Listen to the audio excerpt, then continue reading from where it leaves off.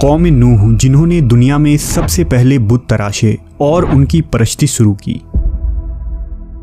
उनके इस शिर्क की क्या वजह थी और वो 5 बड़े बुत कौन से थे जो बाद में दुनिया के हर इलाकों में पूजे जाने लगे, और क़यामत से पहले ऐसा क्या होगा जिससे वो बुत दोबारा मंजर आम पर आएंगे।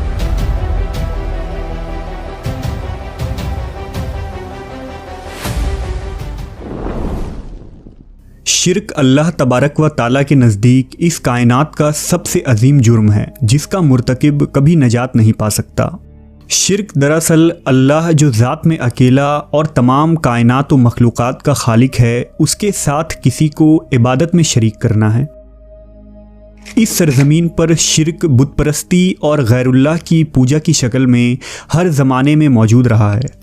इसके बावजूद दुनिया में बहुत सारे मज़ाहिब हैं जो एक खुदा की परस्तिश करने वाले हैं और जिनका अकीदा ये है कि इस कायनात को एक वाहिद खुदा ने तख्लीक किया है। उन मज़ाहिब में इस्लाम सरे फहरिस्त है। इब्तदा में यहूदियत, ईसाईयत, बुद्ध मज़हब और बेशुमार अदियान में भी एक खालिक व मालिक का नज़रिया मौजूद था और सारे मज़ाहिब तौहीद परस्त थे। तो सवाल ये उठता है कि बुतों की पूजा का सिलसिला आखिर कहाँ से और कब शुरू हुआ। मूर्ति पूजा के मुतालिक हमें बहुत से नज़रियात मिलते हैं, जिनमें एक नज़रिया ये है कि इब्तदाई ज़माने में लोगों ने ख्वाब देखा जिसमें उनको उनकी परेशानी का हल ये बताया गया कि फ़ुला मकाम पर एक चीज़ रखी है, उसकी ताज़ीम करो तो तुम्हारी परेशानी हल हो जाएगी। लिहाजा जब वो लोग वहाँ जाते और वो चीज़ पाते तो वो उसकी ताज़ीम करते और उनकी परेशानी का हल निकल आता। इस तरह उन लोगों ने उन चीज़ों की पूजा शुरू कर दी जिनमें पत्थर, पहाड़, दरख्त, धात का बना कोई सामान या बुत शामिल है। जबकि बाज़ लोगों का ये मानना है कि हज़ारों साल पहले दूसरी दुनिया से कुछ मखलूक़ात इस ज़मीन पर आए थे।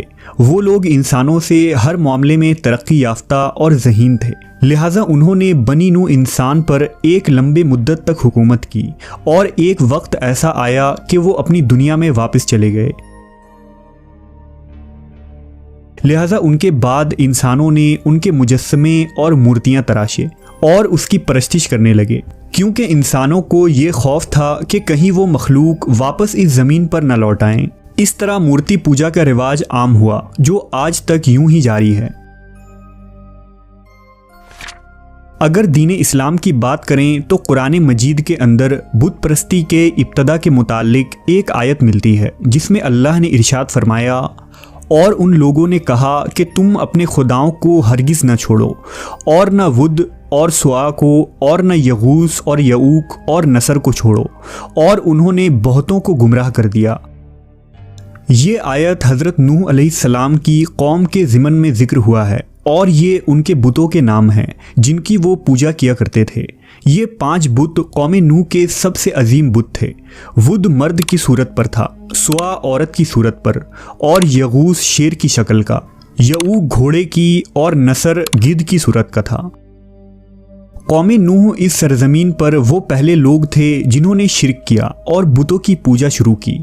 इस मुतालिक हाफिज़ इब्न असाकिर ने हज़रत शीस अलैहिस्सलाम के क़िस्से में बयान किया है कि जब आदम अलैहिस्सलाम इस दुनिया में तशरीफ़ लाए तो अपनी औलादों को आपने वाहिद अल्लाह की इबादत का दर्स दिया।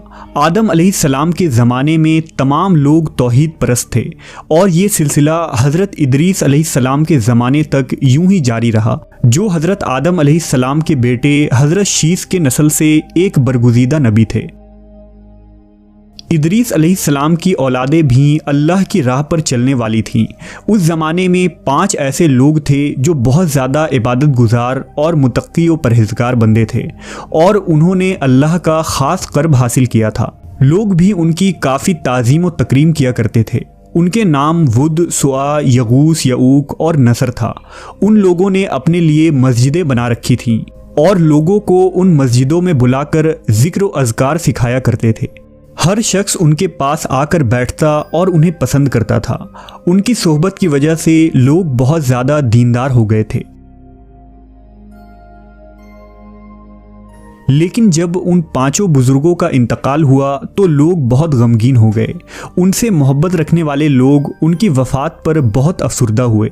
यहाँ तक कि उनके दिलों में इबादत का जो शोला भड़का था वो भी आहिस्ता आहिस्ता ठंडा होने लगा। वो आपस में कहने लगे कि अब हमें इबादत में लज्जत कैसे मिलेगी, अब हमें अल्लाह से करीब कौन करेगा। वो लोग मुजाविर बनकर उनकी कब्रों पर बैठ गए और रोना पीटना शुरू कर दिया।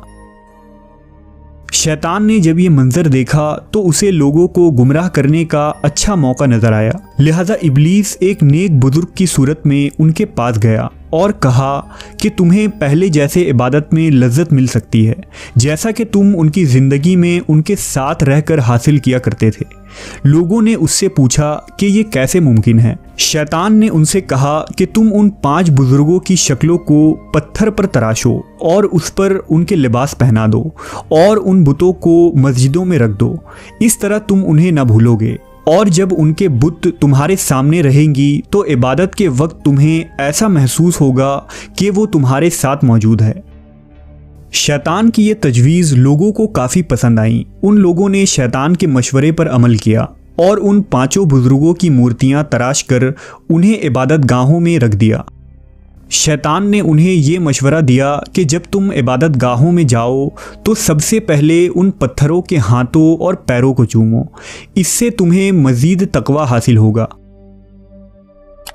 लिहाजा कुछ अरसे बाद उनकी आने वाली नस्लों ने उनको चूमने के साथ साथ उनके आगे सजदा करने लगे और आहिस्ता आहिस्ता वो लोग अल्लाह की वहदानियत को फरामोश कर बैठे। शैतान ने उन्हें ये कहकर गुमराह कर दिया कि तुम्हारे बाप दादा इन बुतों की पूजा किया करते थे और यही तुम्हारे हकीकी खालिक व मालिक हैं। अब ये लोग मुकम्मल तौर पर शिर्क व कुफ्र में मुब्तला हो चुके थे और इस तरह इस ज़मीन पर सबसे पहले बुत परस्ती की इब्तिदा हुई। जब कौम नूह के लोग दूसरे इलाकों में जाकर बसे तो अपने साथ उन बुतों को भी वहाँ ले गए और ये 5 बड़े बुत अरब व अजम के मुख्तलिफ इलाकों में पहुँचे और इस तरह पूरी दुनिया में बुत परस्ती फैल गई। तारीख़ के मुताले से पता चलता है कि वुद और नसर को कदीम बाबली लोगों ने अपना देवता बना लिया था। वुद के मुजस्समे बाबुल में बैल के नाम से पूजे जाते थे, जबकि यमन में हमियार की हुकूमत में नसर की पूजा की जाती थी और वहाँ नसर का एक अजीम मंदिर मौजूद था। जबकि बाद के ज़माने में ये बुत अरब में भी पूजे जाने लगे और कुरैश के बड़े बड़े कबीलों ने यगूस और सुआ के बुत बना लिए। वो उनके आगे सजदा करते, हाजत रवाई करते और उनसे मदद तलब किया करते थे। आज शिर्क व बुत परस्ती की ये गुमराही मुसलमानों के अंदर बुजुर्ग परस्ती और कब्र परस्ती की शक्ल में दाखिल हो चुकी है और नाकिसुल अकल मुसलमानों ने आज कौम नूह की तरह नेक बुजुर्गों की कब्रों को सजदा गाह बना रखा है। क़र्ब क़यामत में मुसलमानों का एक ग्रोह फिर से उन बुतों की खुले आम पूजा करेंगे, जैसा कि नबी करीम मोहम्मद सल्लल्लाहु अलैहि वसल्लम ने पेशन गोई फरमाई है कि क़यामत उस वक्त तक कायम न होगी जब तक मेरी उम्मत के कुछ कबाइल मुशरिकों से ना मिल जाएं और जब तक मेरी उम्मत के कुछ कबाइल उन बुतों की इबादत ना करेंगे। ये बात वाज़ह है कि बुत परस्ती की शुरुआत बुजुर्ग परस्ती से होती है, यानी फौतशुदा नेक शख्सियात के शान में गुलू करना और फिर उनसे मुश्किल कुशाई और हाजत रवाई के लिए उनके कब्रों पर मजाविर बनकर बैठ जाना ही शिर्क की सबसे बदतरीन शक्ल है, जिस फितने से आज उम्मत मुस्लिमा दोचार है। यही वजह है कि इमामुल अंबिया हज़रत मोहम्मद सल्लल्लाहु अलैहि वसल्लम ने किसी भी कब्र को पुख्ता करने, उस पर मेला लगाने और उसके आगे सजदा करने से सख्ती से मना फरमाया है।